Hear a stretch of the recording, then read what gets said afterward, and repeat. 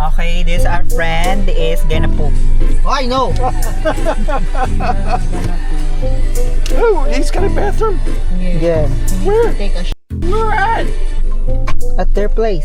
Good. 4, Say a prayer for me. 5, You pray for me. 6, 7, Christian too. 8. Right. Ah, tig-isa kayo. Yeah. Salamat po. Okay. Oh my God. Where's the Christian. Ah, si Christian. Christian? Come here. You got What to are you talk doing? a little bit. Tell him where you're going. Okay, we're going We're going to. to Christian's place. We're going to our friend's place. No, he gonna To the family. Oh, you alright?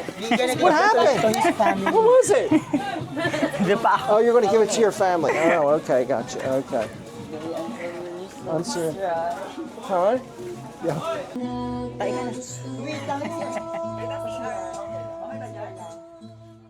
Yeah. Oh my God. Look what's here. Wow.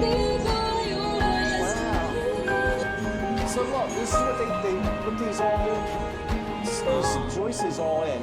See, they put all new stuff here.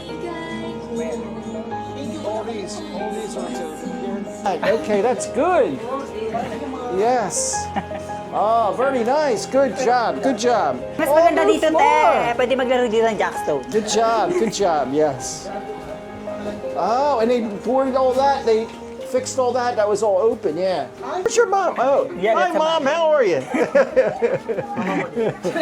For drinks. For drinks. Have Thank have you. have a beer on us. For beer, right? You're welcome. Bye bye. I'm a cake. Thank I'm a you. birthday cake. Bye Sing him happy bye. birthday, right? All right. Sing back happy birthday to him. Make everybody happy and healthy, right? Oo nga. Very big na. Yes. Yes. Okay, guys. Thank you. Bless you. Bless you. Bye bye. Bye bye, guys. Very much. You're welcome. They're just so I happy. know. I know. Look at Tulak that. niyo ako, tulak niyo ako. A few moments later. Run.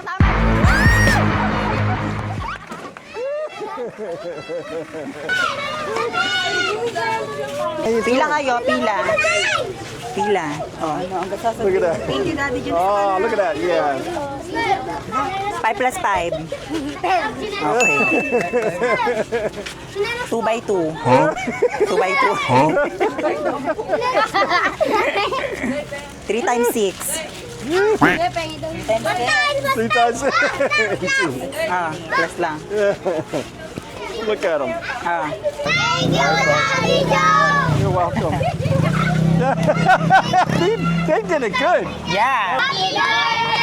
Christian! Isn't that unbelievable? The first time I came here, there was about half of them were here. And then now? And, now it's twice as many.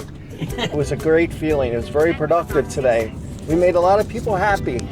You know, it was very good feeling, yes. I think 1 million pesos is not enough for a day to help all the people. Yeah. Just put that on. We're on the same situation. I actually live with that kind of environment before. Yung nakita ko sa kanila. Like, Very reminiscing. Yeah. Where you brings grew back up. Yeah. memories. Mac, like that You really too? wanna help them, pero yung help You na have to help kailangan yourself first. yung help na kailangan nila, it's not for a day or two or even a month. Yung help na kailangan nila is To they need to be something that is sustainable for their family. Like a job. Yeah. Yeah. And mga bata pa talaga mga With this kapatid white niya. card.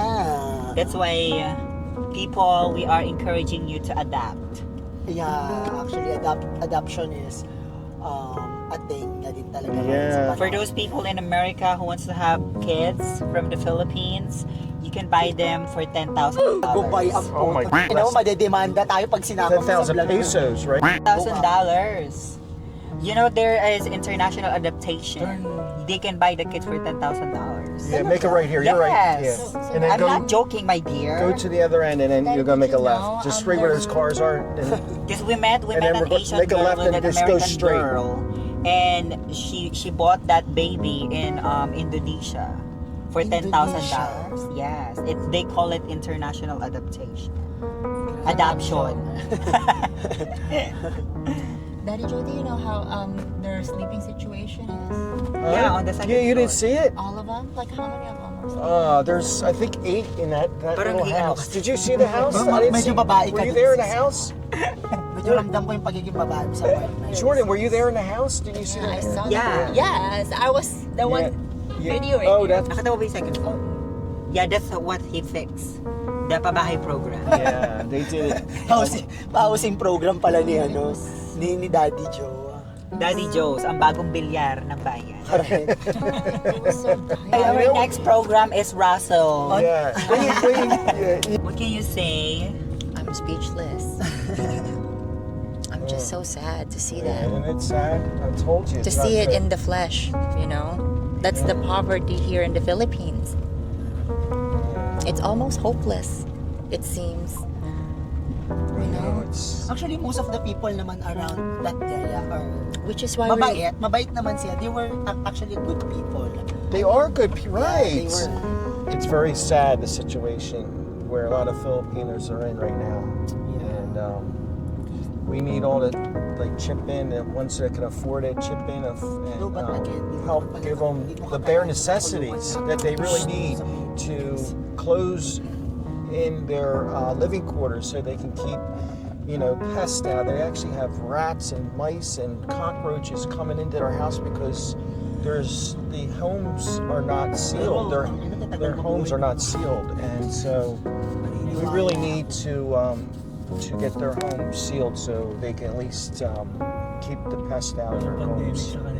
So what do you think of the situation? Well, we're all from poor, that kind of life. We're from that kind of life as well, and we choose not to be like that. Yes. So I think it starts within yourself. You cannot say it's from the government because it's been like this for a long time. But there's still people can get away from this. So, and then maybe there are some people who got lucky, like me. Yeah.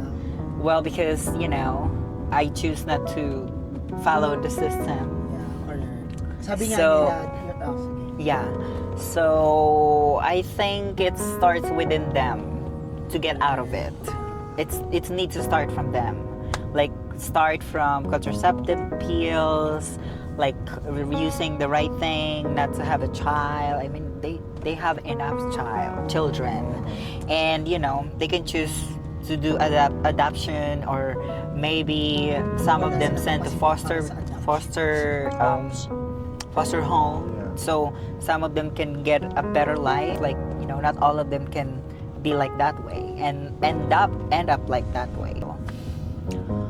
Yeah, there's all my resolution suggestion. You can see them, the kids, they're so skinny, so Yeah, the malnourished, kids and so malnourished. So I don't know, like they cannot choose the parents they want to be with. but they can choose the life they want to be.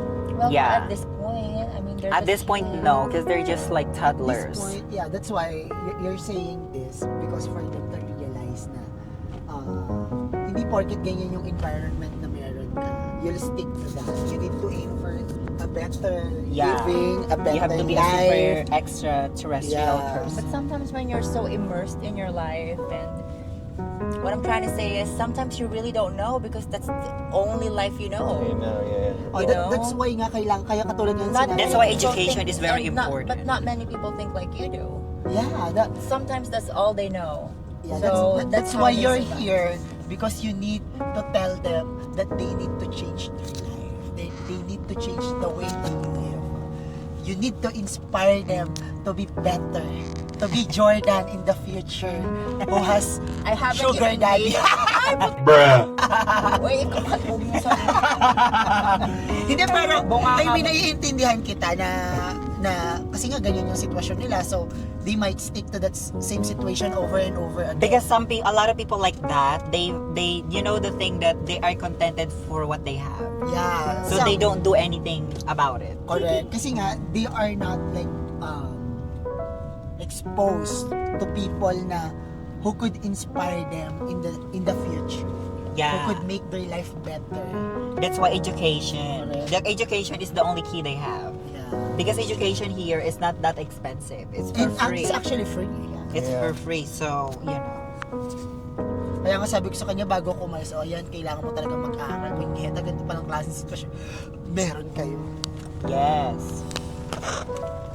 Okay.